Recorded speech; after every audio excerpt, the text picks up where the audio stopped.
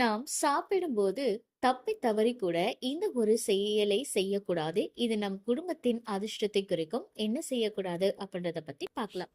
சாப்பாடு சாப்பிடுறது அப்படின்றது ரொம்ப நார்மலான ஒரு விஷயம் தான் அப்படின்னு நம்ம நினைப்போம். ஆனா ஆன்மீக நம்பிக்கைப்படி நம்ம உணவு சாப்பிடக்கூடிய அந்த நேரம் அப்படின்றது ரொம்ப புனிதமானது அப்படின்னு சொல்றாங்க.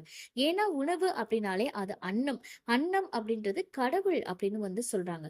அப்படிப்பட்ட அந்த அன்னத்தை நம்ம சாப்பிடும்போது சில தவறுகளை நம்ம தவிர்த்துக்கிறது அப்படின்றது நம்ம குடும்பத்துல நிம்மதி நிலைக்கவும் வளத்தை அதிகரிக்கவும் உதவி பண்ணும். ஏன்னா அன்னம் அப்படின்றது அன்னபூர்ணி தேவியுடைய அருள் நமக்கு கிடைக்கிறதுக்கு இந்த விஷயங்களை கண்டிப்பாக நம்ம பின்பற்றணும். முதல்ல நம்ம சாப்பிடும்போது எக்காரணம் கொண்டும் ரொம்ப கோபமாவோ சண்டை போட்டுக்கிட்டோ ஆஹ் ஒரு மாதிரி அழுதுகிட்டோ நம்ம சாப்பிடவே கூடாதுங்க. அந்த மாதிரி சாப்பிடும்போது உடம்புக்கும் சரி மனசுக்கும் சரி நல்லது கிடையாது அப்படின்னு சொல்றாங்க. அதனால சாப்பிடுறதுக்கு முன்னாடி மனச ரொம்ப அமைதியா வச்சுக்கோங்க. அடுத்ததா பார்த்தீங்கன்னா, இங்க கொஞ்சம் நடந்துக்கிட்டே, அந்த பக்கம் கொஞ்சம் நடந்துக்கிட்டே, இல்ல நின்னுக்கிட்டே, எது மேலயாவது சாஞ்சுக்கிட்டு, இந்த மாதிரிலாம் சில பேர் சாப்பிடுறத நம்ம பார்க்கலாம்.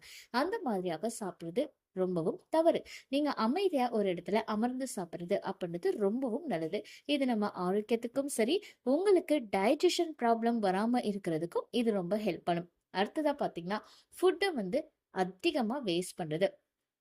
பாத்திரத்துல உணவு மீதமாகிறது அப்படின்றது பாத்தீங்கன்னா வீட்ல உணவு வளத்தை குறைக்கும் அப்படின்னு சொல்லப்படுது. சோ நீங்க சமைக்கும் போதே பாத்தீங்கன்னா இத்தனை பேர் சமைக்கிறதுக்கு இவ்வளவுதான் ஆகும்னு நமக்கு ஒரு கணக்கு தெரியும்ல, அந்த கணக்குப்படி தேவை எவ்வளவோ அவ்வளவு மட்டும் நீங்க எடுத்துக்கிறது அப்படின்றது ரொம்ப ரொம்ப நல்லது.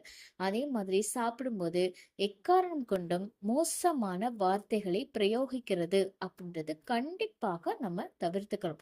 அந்த நேரம் பாத்தீங்க அப்படின்னா அந்த உணவை நமக்கு குடுத்த அந்த இறைவனுக்கு நம்ம நன்றி அப்படின்னு மனசுல நினைச்சிட்டு சாப்பிட்டோம் அப்படின்னா வாழ்க்கையில நிறைய நன்மைகள் நம்மளை தேடி வரும் அப்படின்னு சொல்லப்படுது.